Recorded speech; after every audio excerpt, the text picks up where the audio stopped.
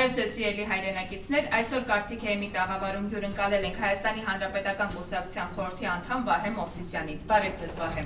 Բարև ձեզ, շնորհակալ եմ հրավերի համար։ Ուրեմն կուզեի խոսքս սկսեի երկրում տիրող իրավիճակից, մասնավորապես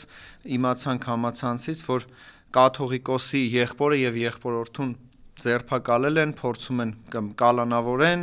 չգիտեմ այդ գործը ինչով ոնց կավարտվի ու ինչ ընթացք ստանա, բայց մենք ունենք մի իրավիճակ կրկին եւս մեկ անգամ պետք է մատնանշել, որ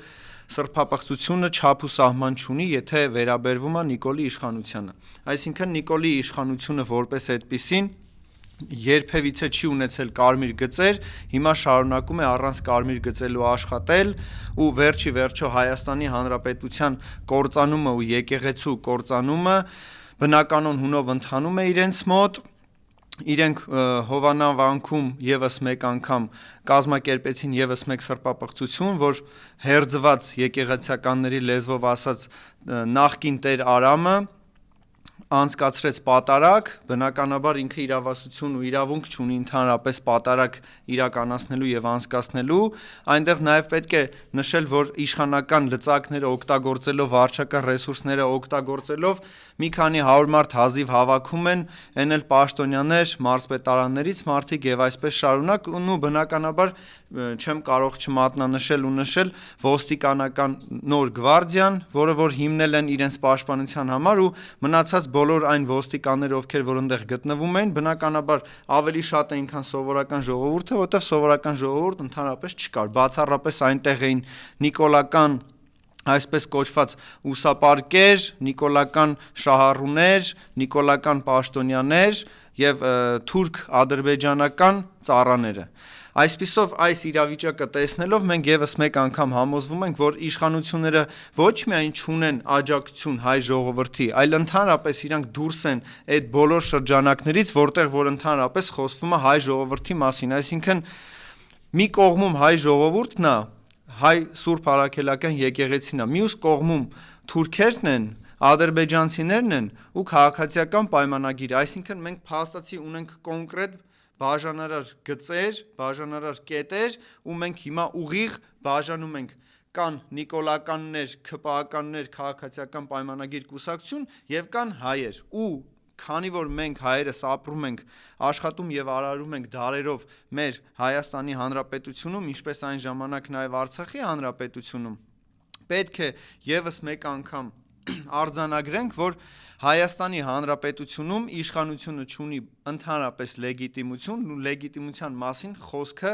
բացառապես լռում է։ Ինչու՞, որովհետև Նիկոլ Փաշինյանը պաշտպանվում է ոստիկանական մի քանի շերտով կազմակերպված պատնեշի հետևում, իսկ ժամանակին ինքը պնդում էր, որ ինքը ժողովրդի կողմից է եկել, ինքը 3 միլիոն վարչապետներից մեկն է եւ այսպես շարունակ։ Բնականաբար նաեւ պետք է անդրադառնամ նրան, որ Նիկոլ Փաշինյանը նստում է հասարակական տրանսպորտ, որտեղ բեմադրող մասով կեքով այսպես կոչված մարդիկ են նստած, ովքեր ժպտում են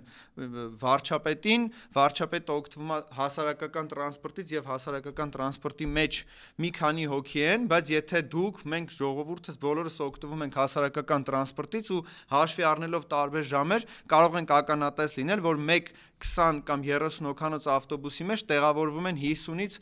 60 հոգի մարդ, այսինքն վարչապետը հանգիստ ուղևորվում է դատարկ տրանսպորտով, ուղղակի իրանց վիդեո ռոլիկը ստանում են ու շարունակում են իրանց ժողովրդավարության բաստիոն ներկայացնելը, բայց մենք ունենք մի իրավիճակ, որի խոսենք, չխոսենք, հայ ժողովուրդը տեսնում է։ Մեր քաղաքացիները տեսնում են եւ գիտեն եւ տրանսպորտի վիճակը, մեր քաղաքացիները գիտեն եւ իշխանությունների աշխատելոոճը եւ մեր հայ ժողովրդին 2 եւ ավել անգամ Նիկոլ Փաշինյանը խաբել է ընտրվելու մասով նկատի ունեմ 2 եւ ավել անգամ, իսկ այլ պարագայում կարելի է հաշվել 1000 եւ ավել անգամ հայ ժողովրդին Նիկոլ Փաշինյանը խաբել է տարբեր խոստումներով, տարբեր ձևաչափերով ու սարքելով տուգանքի մատերիալ հայ ժողովրդին այսօր վայելում են իրենց իշխանությունը։ ինչպես արդեն նշեցի, դեռ պարզ չի կաթողիկոսի եղբայրը եւ եղբոր-որդին ինչ ճակատագրի կարժանանան, բնականաբար քաղբանտարկյալ կարող են դառնալ շատ հանգիստ, որովհետեւ Հայաստանի Հանրապետությունում յուրաքանչյուր մարդ, եթե անգամ ընդդիմադիր ազգական ունի, շատ հանգիստ կարող է հայտնվել բանտում, այսինքն մեր ստեղծված երկրում իրավիճակի պայմաններում հանգիստ կարող ես մի օր սպանվել, մի օր հայտնվել քաղբանտարկյալի աթոռին, դատարաններում ու հայտնվել բանտախցում, ուղղակի նրա համար, որ կարող ես սիրել քո երկիրը, կարող ուզում ես, որ քո երկիրը ավելի լավը լինի, կամ ընդհանրապես ուզում ես, որ երկիրը լինի, այսինքն այն պայմանները, որ Նիկոլ Փաշինյանը ստեղծել է հայ ժողովրդի համար, ոչ բարենպաստ պայմաններ են, որպեսզի հայ ժողովուրդը ապրեն Հայաստանի Հանրապետությունում, այսինքն փաստացի խայտառակությունը հասել է նրան, որ հայը Հայաստանում իր համար կոմֆորտ զոնա չունի, այսինքն հայը Հայաստանում չի կարող սիրի Հայաստանի Հանրապետությունը, հայը Հայաստանում չի կարող աշխատել, արարել, երեխաներ ունենալ, ծառ տնկել, որովհետև հայը Հայաստանում ճնշվում է, բռնաճնշումներ անասելի վիճակում են, ունենք իրավիճակ, որտեղ հայտնվում են բանտարկյալի կարգավիճակում են հայտնվում եկեղեցականներ,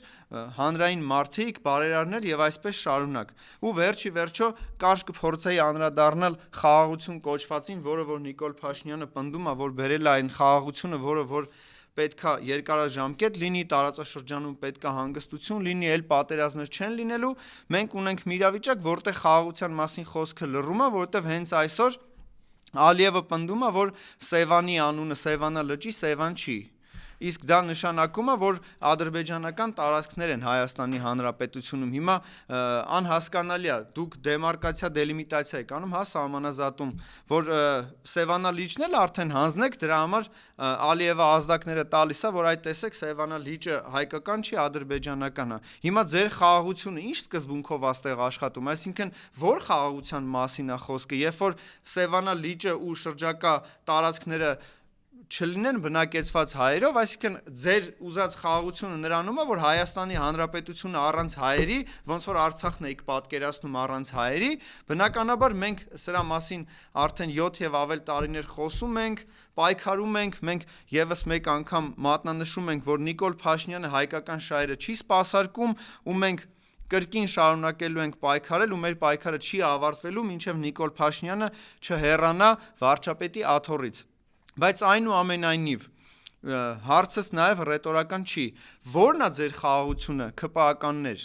որն է ձեր բերած խաղաղությունը, ձեր պատարագի մասնակիցներ, հավաքվեք ձեր ձեռքը ձեր խղճին դնելով, դուք ինքներդ ձեզ հարցրեք, ձեր երեխաները վերջի վերջո կարծում են, որ ուզում եք ապրեն Հայաստանի Հանրապետությունում,